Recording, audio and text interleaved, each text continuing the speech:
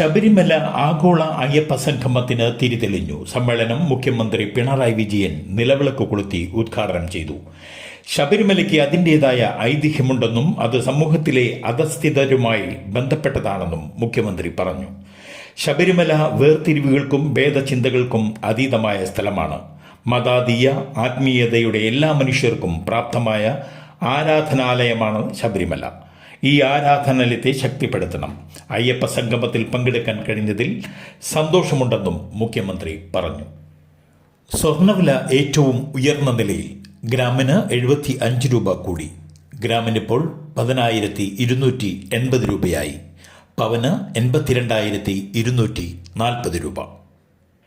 School വിദ്യാർത്ഥി പുഴയിൽ മുങ്ങി മരിച്ചു. കൂട്ടുകാർക്കൊപ്പം പുഴയിലിറങ്ങിയ ഇളമ്പച്ചി ഗവൺമെന്റ് ഹയർ സെക്കൻഡറി സ്കൂളിലെ 8ാം ക്ലാസ് വിദ്യാർത്ഥി തൃക്കരിപ്പൂർ കടപ്പുറത്തെ 13 വയസ്സുകാരനായ EMP മുഹമ്മദാണ് മരിച്ചത്. പാചകത്തൊഴിലാളി EMP നിസാറിന്റെയും KP സമീറയുടെയും മകനാണ്.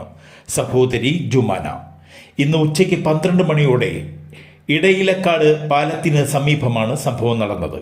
കൂട്ടുകാരുമായി കുളിക്കാൻ എത്തിയതായിരുന്നു.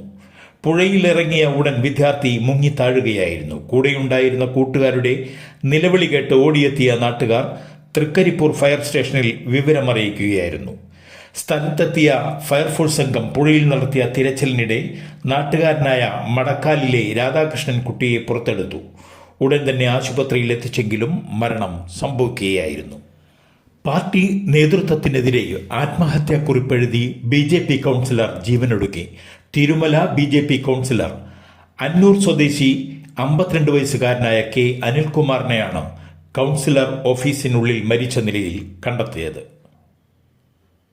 മാനസിക ബുദ്ധിമുട്ടുകൾ ഉണ്ടെന്ന് പറയുന്ന ആത്മഹത്യാക്കുറിപ്പും ഓഫീസിൽ നിന്നും കണ്ടെടുത്തു. ആത്മഹത്യാക്കുറിപ്പിൽ BJPക്കെതിരെ പരാമർശമുണ്ട്. പോളച്ചനാകാൻ ജോജു ജോർജ്. വരവിന്റെ ചിത്രീകരണത്തിന് മറയൂരിലെ തുടക്കം.